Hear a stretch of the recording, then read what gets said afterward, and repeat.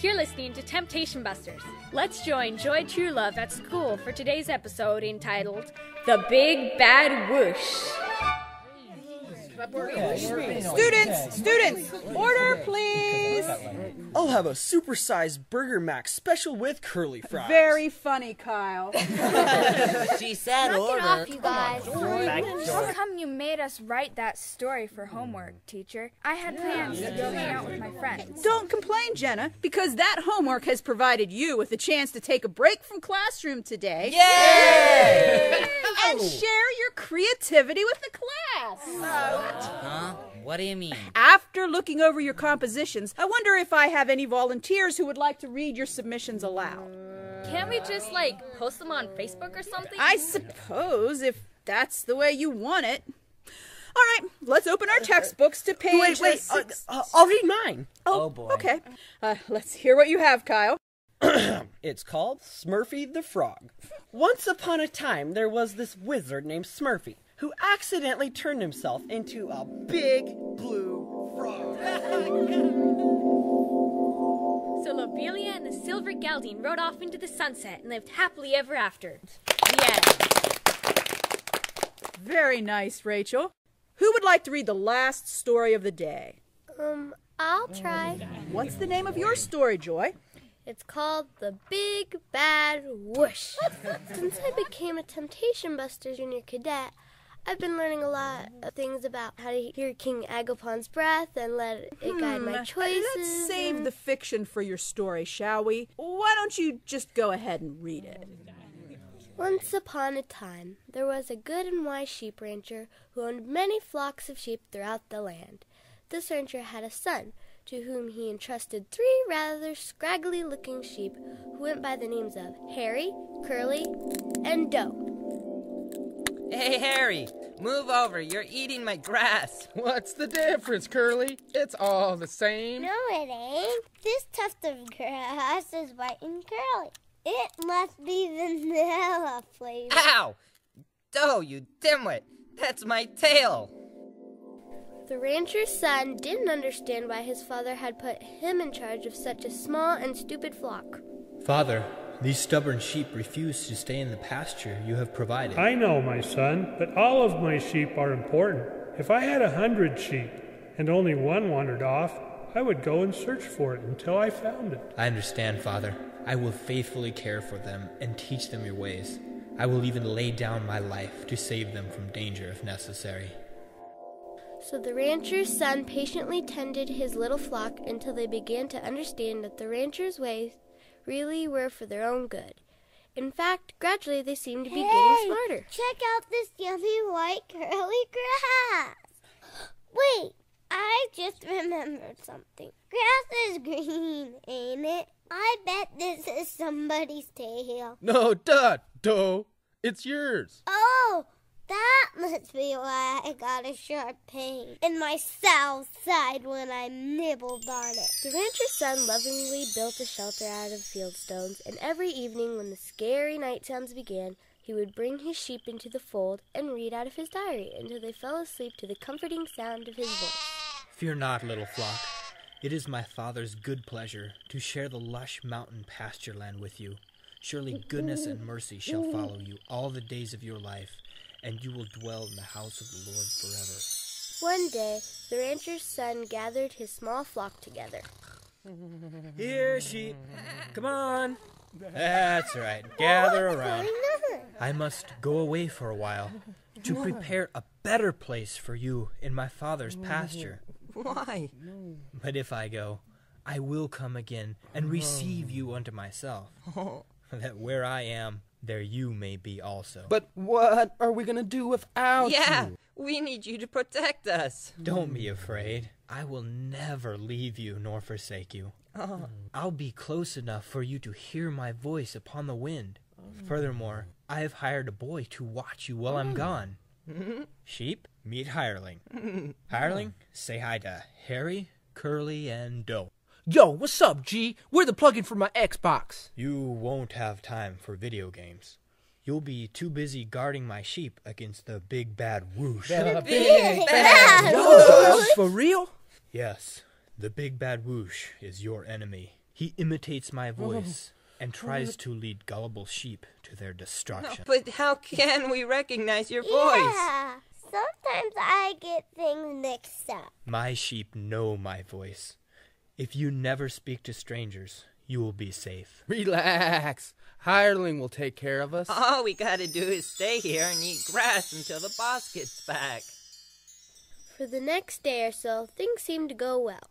And then one morning, the 3 sheep were abruptly wakened by the terrified voice of Hireling. Bust a move, posse. We gotta bounce. Big Bad Whoosh is coming. No. Psych. Help! Which way should I run? Where's the witch? Chill, suckers. I just punked 2 lamb chops big time. You know what I mean? Sadly, Hireling, finding himself deprived of access to Xbox or Wi-Fi, had decided to entertain himself by playing a cruel prank on the sheep. Grumbling, the sheep calmed down and began eating grass. But the next morning, the same thing happened again. Yo, we gotta jet Q-tips. It'd be the Big Bad Whoosh. Are you sure? Straight up, Holmes. No, not again. No, let it go. Let it go. My bad. I lied. You got punked again. That's not very funny. After that, the sheep stopped listening to Hireling.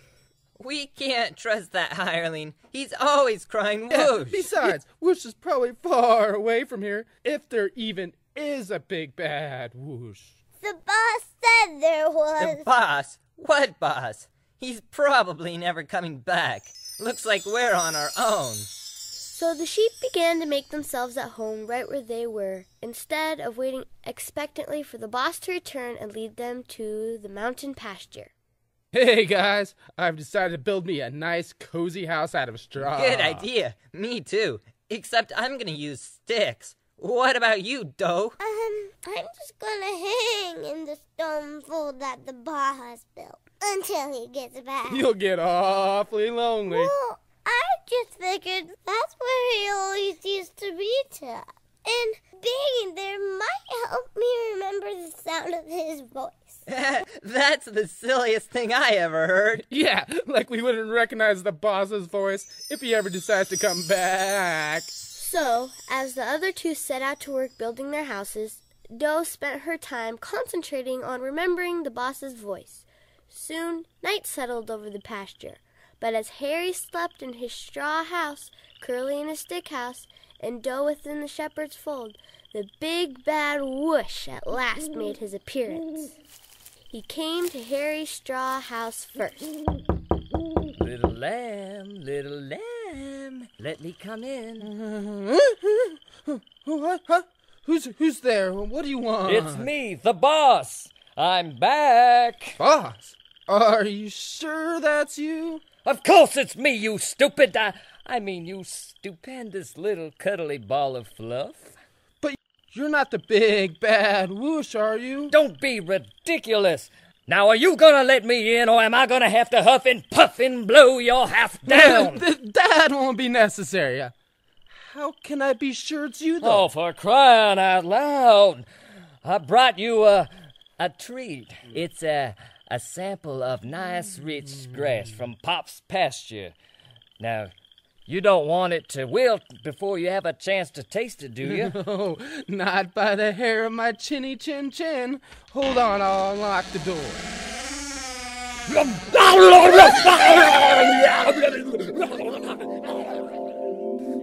As soon as Harry opened the door, the Big Bad Whoosh gobbled him up. Next, the Big Bad Whoosh made his way to Curly's stick house. Little lamb, let me come in. Not by the hair of my chinny chin chin. I've gone to bed and I'm all tucked in. Come on, it's me, the boss. Open up. I don't recognize your voice. You don't? I'm devastated. I'll tell you what. Let me look out the peephole in my door here, and if you're really the boss, I'll let you in. Well, hurry up. It's freezing out here. Oh, my. Boss, what big, hairy arms you have. The better to hug you with, my dear. But, boss, what a big nose you have. The better to snuffle you with, my... Are you gonna open up this door, confound it? Or do I have to huff and puff and blow this house down? Oh, no, that won't be necessary. Just a second. But boss, what big teeth you have! Better to eat you with, my dear!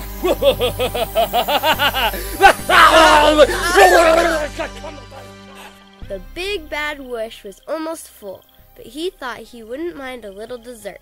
So he snuffled with his big nose until he detected the unsuspecting doe, fast asleep inside the fold. There was no door, so the Whoosh figured he could just sneak in and gobble her up. But when the Big Bad Whoosh tried, a sudden wind arose out of nowhere. No matter how many times he tried, the wind would always blow him back away from the threshold. Little sheep, let me come in. Who's that? It's me, your loving shepherd dude. Yeah, right. I don't know who you are, but you sure aren't my boss. How can you possibly know that, you you hasty little morsel? Because every night, sheltered beside this rock, I listen to his voice on the wind. I am the good shepherd. I know my sheep and am known by my own. The Whoosh comes to steal and to kill and to destroy. I have come that my sheep may have life and that they may have it more abundantly. So go away and leave me alone, you big bad whoosh. Why, I'll huff, and I'll puff, and I'll whoosh, and I'll swoosh, and I'll red, and I'll pan, and I'll just sort of fly over this way and knock my head against this big rock. Oh. Cuckoo, cuckoo. The very next morning, the rancher's son returned and took Doe away with him to the mountain pastures, where she never had to worry about the Big Bad Whoosh again, and she lived happily ever after. The end. Well, Joy, you got a standing ovation. Good job. Thanks. Like I said, I kind of got the idea from my Temptation Busters training. If you want, I could tell you guys about it sometime. What do you think, class? Yeah! We'd all like that. We'd like that very much. Thank you for listening to this episode of Temptation Busters. If you would like more information about the Delta Christian Drama Association, you can visit us at dcda.info. We'd love to hear from you soon. Take care until next time. Hooroo, mates. And don't forget, with Jesus, you can bust temptation. Without him, temptation will bust you.